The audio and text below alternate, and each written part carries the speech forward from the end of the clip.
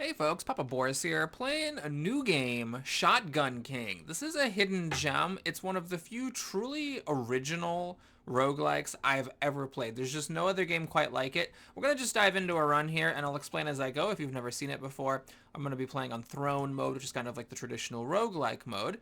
At the beginning of a game, you choose a shotgun, and the rank thing appears the new game plus system, so I've played a little bit. There's no way to delete save data, so we'll just be kind of pretending that we haven't done everything. There are a variety of shotguns. You have to unlock these by accomplishing certain achievements, so unfortunately I'm not going to be able to guide you on that since I've already done it. But anyway, let's go ahead and pick the basic shotgun.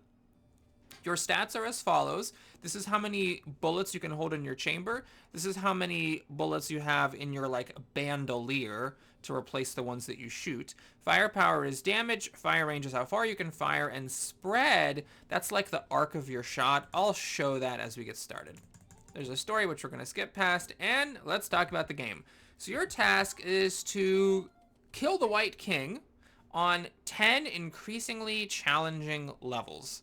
After you kill the White King on a particular level, you advance to the next level, you pick up a reward and a drawback that makes the game harder, and then you keep going. After beating 10 levels, you have the face-off with like the super boss White King, and then the run is complete. It's a pretty quick game, actually. We can probably put this away in under 30 minutes, and if playing by myself, it's probably under 20. So on your turn, what can you do? Well, you can move by clicking on a square near you. You can shoot. The way you shoot is you put your mouse somewhere and you fire your shotgun in the general direction. This is where that fire arc thing comes into play. Because although my shotgun does 4 damage, all 4 of the damage is not necessarily going to hit this knight because the damage is kind of spread out at random within the arc. You can do this by putting your mouse like not on a square but right above it to fire in a smaller arc and try to get more of your bullets to hit. But if I shoot here, the knight took 2 damage and that pawn took 1, and then the other damage of my 4 firepower was just sort of wasted.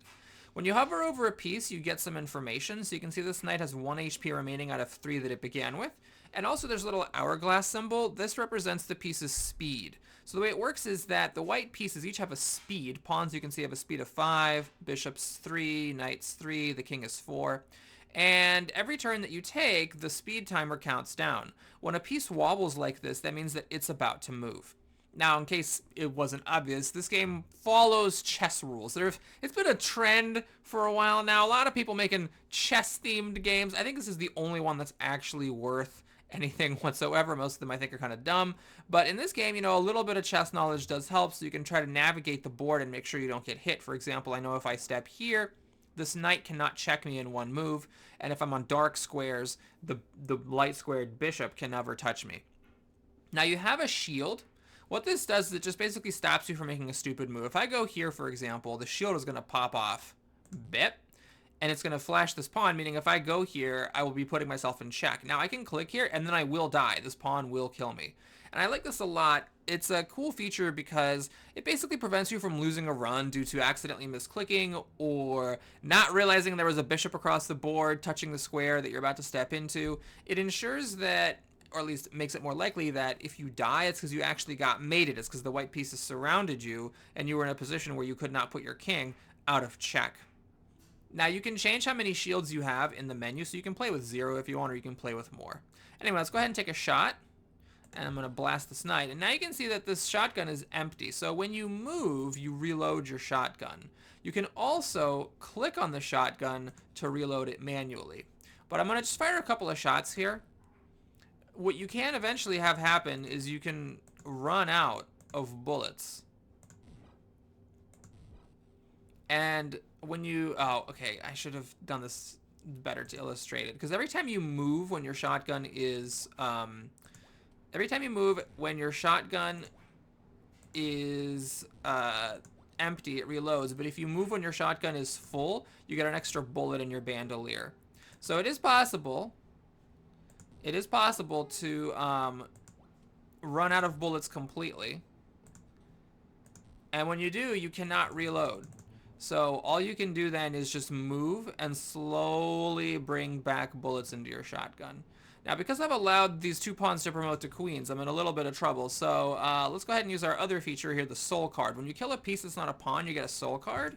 And this allows you to use that piece to move following its rules instead of following the normal rules of your king. So one thing that you can do in the first level is you can let the pawns promote on purpose so that you can get a queen soul, which allows you to move in any direction, of course. Now, the pawns don't always promote to queens. These 2 pawns just happen to both promote to a queen, but they can actually promote to any piece, so it's a little bit unlucky that they promoted both to queens. Okay, so after you kill the king, go to the next floor, and this is a very cool system. I think more roguelikes should steal this. Basically, you get an advantage paired with a disadvantage, and it's random. So when you're picking which of these 2 options you want, it's not always just like, well, what is the best one? You may also be thinking, okay, well, which of these has the least bad disadvantage? So here we can get +2 firepower, but only if we're on the edge of the board. And this means that we have an extra pawn, but pawns can move and attack in 4 directions. It's a little bit misleading. So they move in 4 cardinal directions, and they attack in 4 diagonal directions.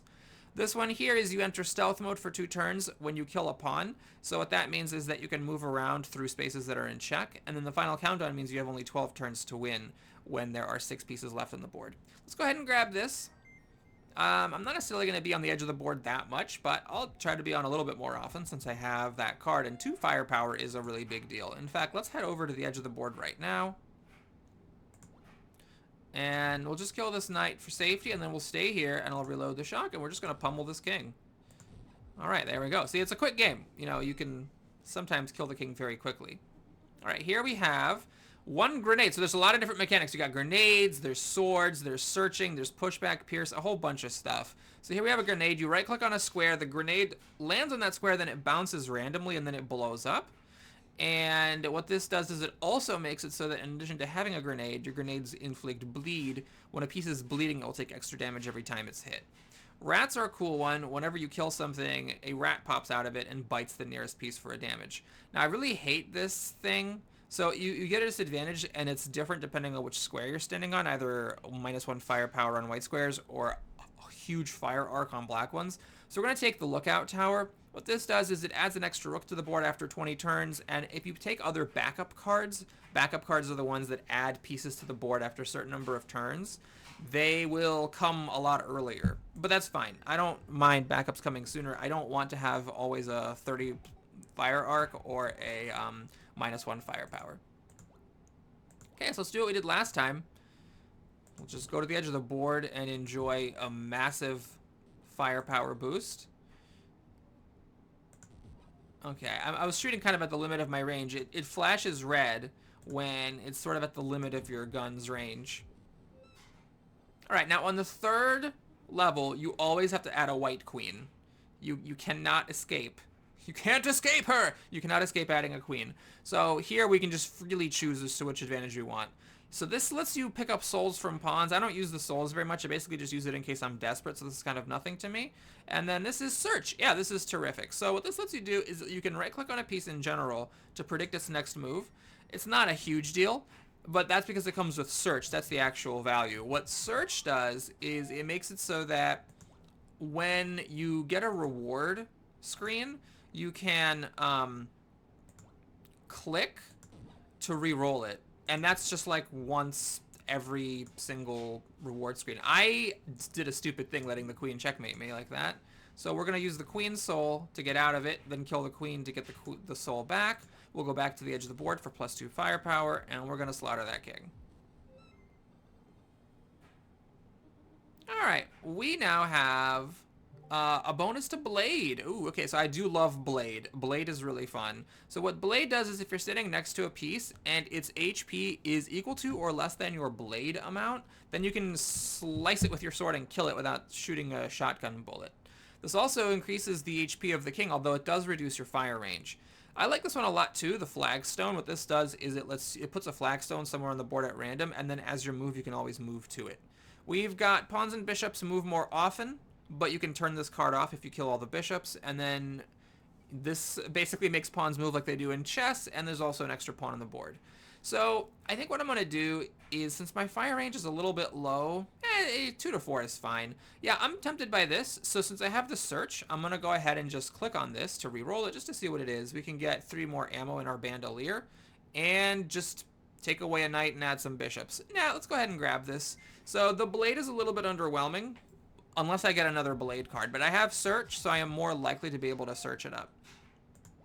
Okay, we're going to go in this direction. Oh, good thing for the shield. The shield does come back every turn. We're going to go to the edge. We're going to kill the bishop to turn off that card. We'll do some long-range sniping here. And just slaughter that king. Alright, so we're looking for more blade. Extra ammo, that means more ammo in your bandolier, not in the shotgun. And an extra soul slot, don't care too much about it. This I don't mind, so I might take this as a kind of neutral, it doesn't bother me. Play an extra when you kill a knight and fire arc -10. Now that I like, that helps me snipe. But this is a pretty tricky one. So what this does is it adds an extra pawn to the board, and it makes one of the pawns a secret heir. So if you kill the king before you kill the secret heir, then the secret heir will replace, the king will, respawn on the board in the secret heir's place, and then you have to kill him again. So I could take the kind of neutral thing, it does sort of nothing for me either way, or I could take this nice advantage and then also have a pretty annoying disadvantage in some circumstances. Well, what I'm going to do here is I'm going to re-roll this neutral one. Oh my god, we got the blade. So I am losing a firepower, which is kind of sad, but this is very cool. So what this does is it lets you kill an enemy without ending your turn, and now my blade is up to 3.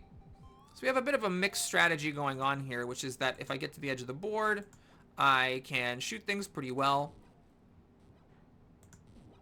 And if something comes up next to me, then I can blade it.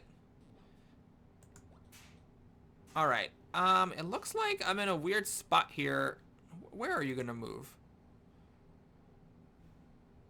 Oh, it's coming there? Okay, so we'll do this, I guess. Oh, that just... I've actually never picked that up before, so that just stays. That's really cool. I like that a lot. Alright, so I didn't realize... I thought I'd have to, like, click on it every single time. Alright, we got our backup pieces coming in here.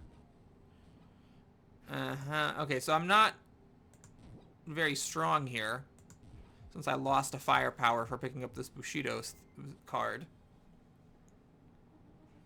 Alright, what do we got here? Charge an additional shell on your shotgun, so you can shoot 3 times now, but you do get a little bit of an extra fire arc. Versus, oh, I lose a blade. That seems sad. Use pawn souls. Oh boy, these are both pretty bad. So the first time the king gets hurt, it promotes a nearest pawn, which is a little bit rough. And this is sort of a nothing for me. Alright, what I'm going to do is I'm definitely not going to take a lower blade, so we're going to re-roll this one. We have replace a white card with a different one, and then the lookout tower. Okay, yeah, let's replace a white card with a different card.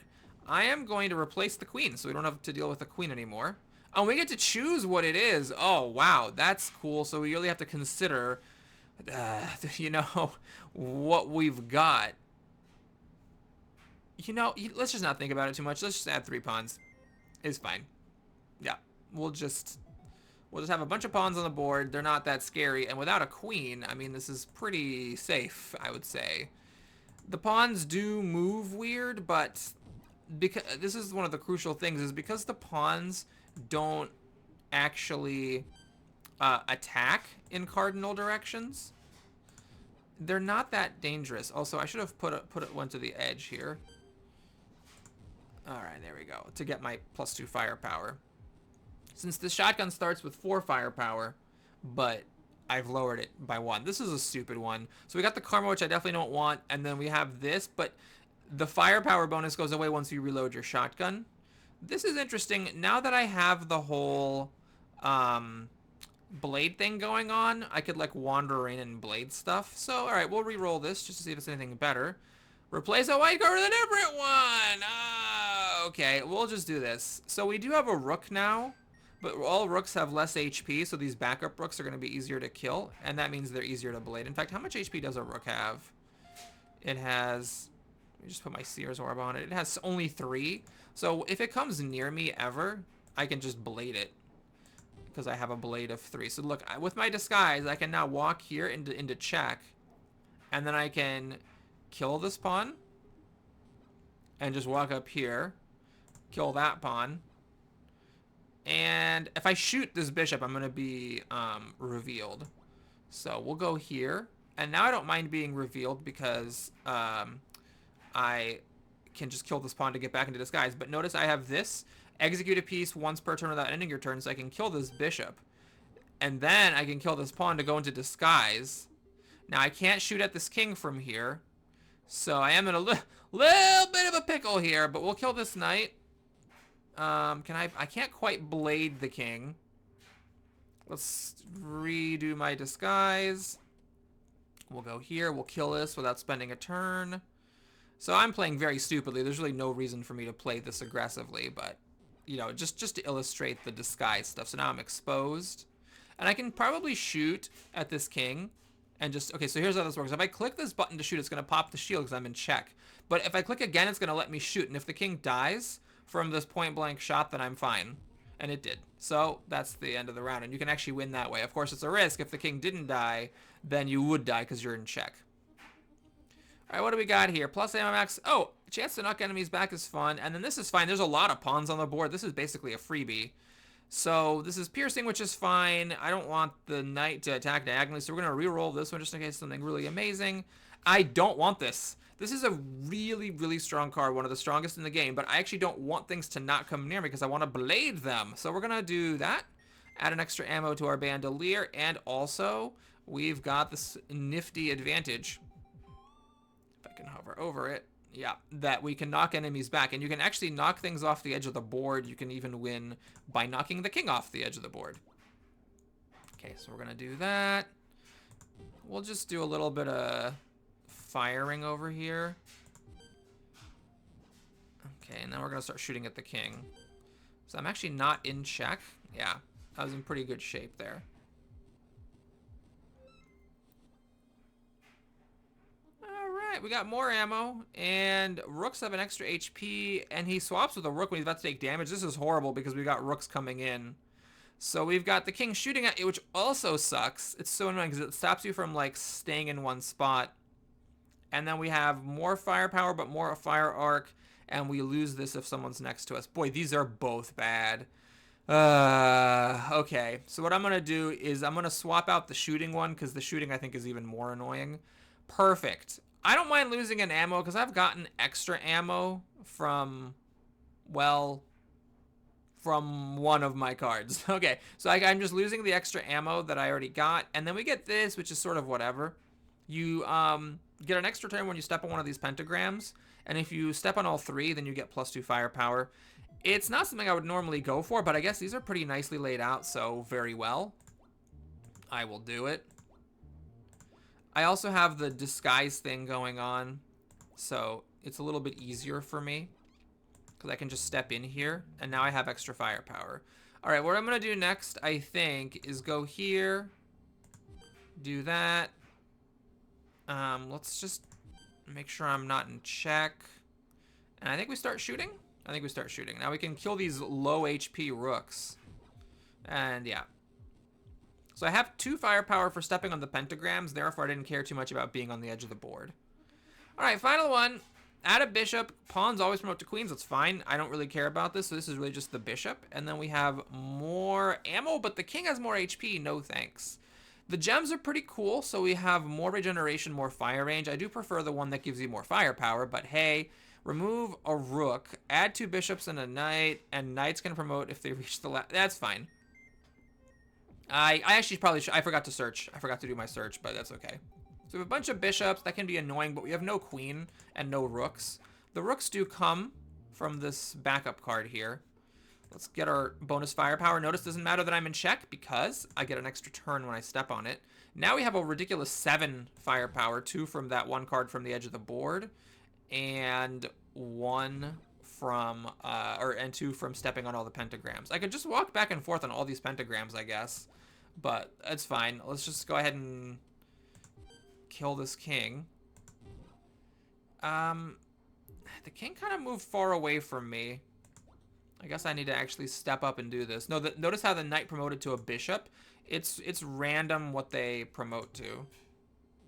The rats are kind of nice. They're hurting the king a little bit. What are you at? 4? Dang it. 1 away from being able to blade the king. Okay, so we've beaten 10 levels, and now we have the final thing. So here's where we fight this guy and all the other pieces that we have. I think it makes sense to take the time to get these pentagrams. I'm not going to think about it too much. Let's just get them all. They were, again, in a very nice position. They can spawn anywhere. I think they can spawn on the upper half of the board. It's just I happened to get lucky, and they spawned on the edge. So we're going to get an extra turn. Kill this pawn. Just blatant stuff. I'm going to use my disguise here. That knight, unfortunately, promoted to a queen. So I'm a little unhappy about that. These are all these backups coming. I'm going to go here because this is actually another extra turn. We can then do that for the disguise. And I can actually now walk up to this queen and kill it. Thanks to the disguise. Okay. Now at some point we're going to have to start shooting at this guy. So I guess this is the time. We're doing just absolutely ludicrous damage with my 7 firepower. Let's reload the shotgun. I'm still not in check. All these rooks and bishops and stuff ended up back there. Completely out of the way, and there we go. 21 minutes to kill the final boss in a run, and that's with explaining everything as I go. It's a really quick roguelike, and it doesn't feel like it's too short. It's just incredibly satisfying, fast, and fun. So yeah, give it a shot. I'll be doing a series. I'll be playing through as many of the ranks as I can make with all the shotguns. So stay tuned for that. Click the link in the description for the playlist. I'll see you soon, everybody. Take care.